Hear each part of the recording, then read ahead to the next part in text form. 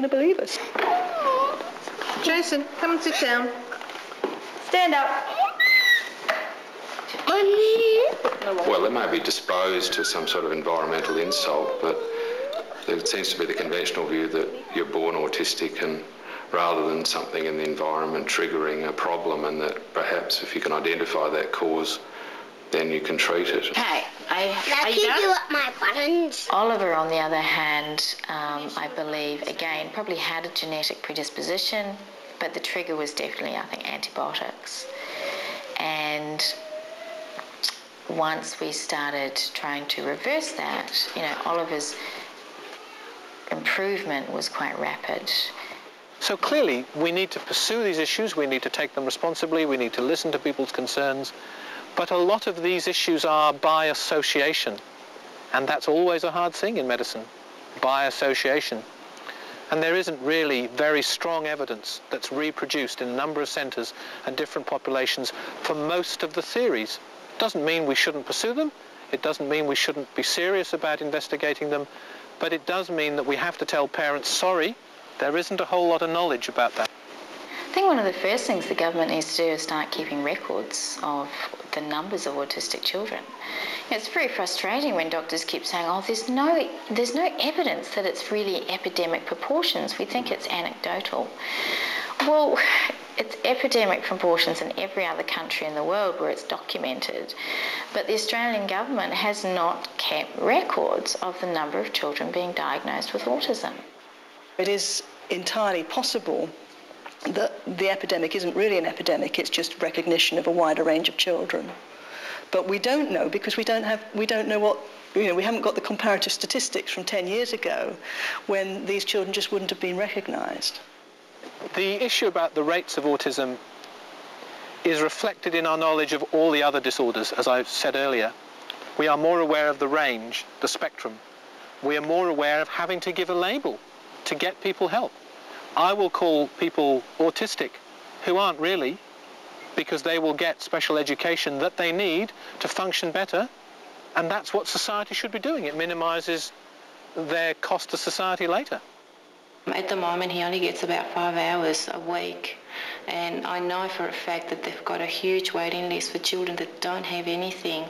And if there was funding, it would really save the government a heck of a lot of money later on, because this is the crucial time. The brain is still tender, they're learning heaps.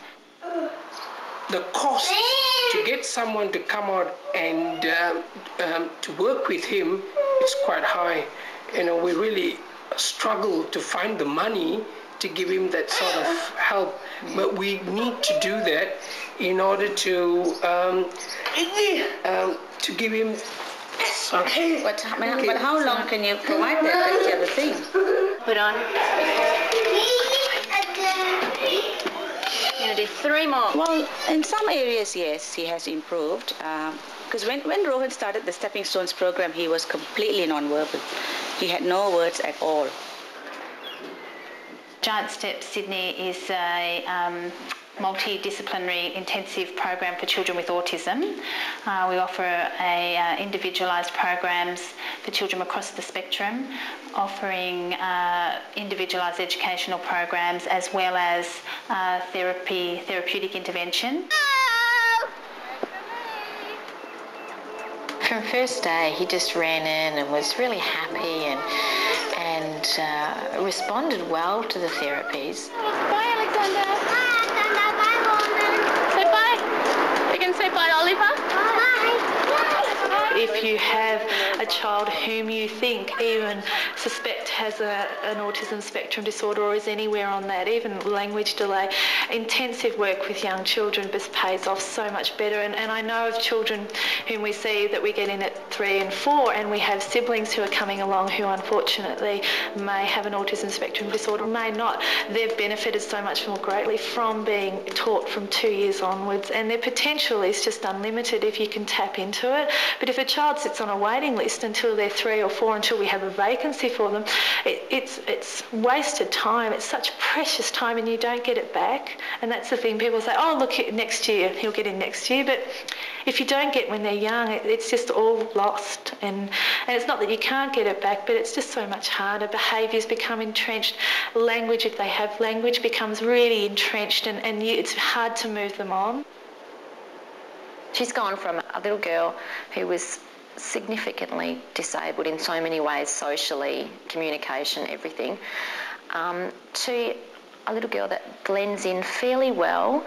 To the average person, she would probably just appear really shy. She's classed as having autism. Whether she would be, it's unlikely she would meet those criteria now, 18 months later. Being an early intervention for 18 months, we've been very fortunate, very lucky. I shouldn't say lucky because it's been really hard work, but she would probably be reassessed at 5, and it would be unlikely that she would meet those criteria.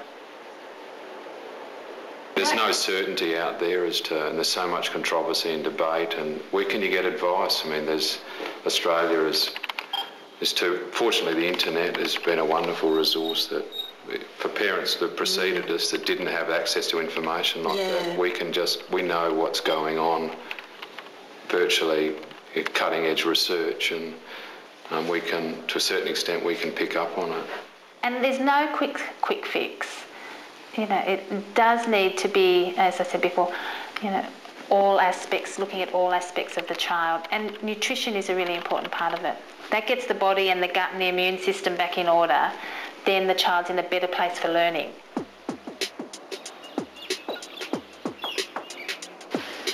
Started the morning concoctions. In the United States, where they were simply looking at the gluten-free, casein-free diet, and they had tracked the development of children on the diet and children not on the diet. And, you know, I'm not a statistician, I haven't taken their studies apart with a fine-tooth comb, but essentially it showed that there was a substantial gain, you know, in the children who were on the diet. Use the fork. We try and follow a sensible diet by trying giving him less sugar when we can, and try not to give him much, you know, like food colorings and things, which I think is quite sensible, which is something that anyone would do. But to really go into the diet deeply, I think one's got to be really prepared. I actually mix up my own version of like gluten-free cereals, mainly because the cereals are fairly bland in their own right, so I get different textures and flavours and put them together. So it changes every week depending on what's in the box. I think diet may not be the answer for every child with autism spectrum disorder, but certainly from my own personal experience, I've seen a number of children who have just, you know, blossomed as a result of being on systematic dietary intervention. We know there have been complementary medical systems for thousands of years, and it would be marvellous if they worked. And it's wonderful if parents see a certain dietary manipulation improves their child. Of course people will want to cure it. I'd love it if there was a diet I could give for all the children I see, but there isn't.